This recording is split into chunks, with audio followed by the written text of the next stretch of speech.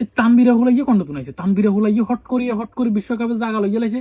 Series খেলছে মাত্র একটা জিম্বাবুর লগে, হ্যাঁ, হট করে বিশ্বকাপে জাগা লইয়া লাইছে। হাতে এতে কি এমন পারফরমেন্স করে লাইছে যে বিশ্বকাপে হাতের লইতে হয়েছে, হাতের মতো বোলার লইতে হয়েছে। মেহেদি মিরাজের বাদ দি হাতের মতো গিয়ে বোলার লইছে, অথচ মেহেদি মিরাজ হচ্ছে অলরাউন্ডার।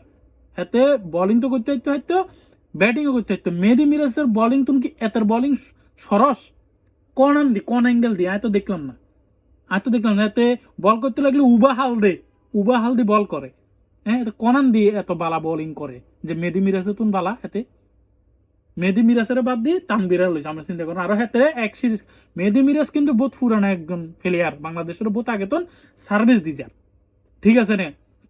হাতের অভিজ্ঞতা বেশি এ তানবিরারে হট করে যে এনে নির্বাচন করিয়ে গেছে বিশ্বকাপে বলি।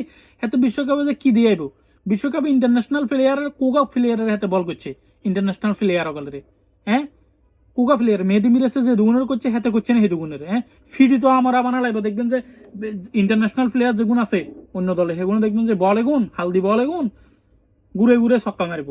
মেহেদি মিরাজ তো একটা অভিজ্ঞতা আছে কম বেশি, ইন্টারন্যাশনাল প্লেয়ার বেগুনের বল করছে, ঠিক আছে না। হাতের বোলিং কিভাবে খাবাইতে হবে কিভাবে করতে হবে মেহেদি মিরাজ সেটা করতে পারতো, ঠিক আছে না। বোলিং দিয়ে হোসাইন না হলেও ব্যাটিং দিয়ে হোসা দিতে মেহেদি মিরাজ, কিন্তু এতে কনান দিয়ে দেবে। এতে এক ম্যাচ এক কি সিরিজ দেখি হাতের লইয়া লাইছে দলে।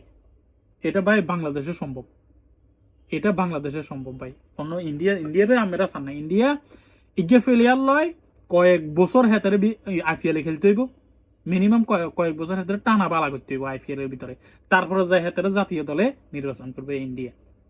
হট করে এনে এক সিরিজ খেলাইলো কন্ডাতুন আনিয়া এক সিরিজ খেলাইলো হেতারে বিশ্বকাপে মোটো ইন্ডিয়া। এটা বাংলাদেশে সম্ভব ভাই, বাংলাদেশে আরো অনেক কিছু সম্ভব যেটা অন্য দেশে সম্ভব নয়, ঠিক আছে না।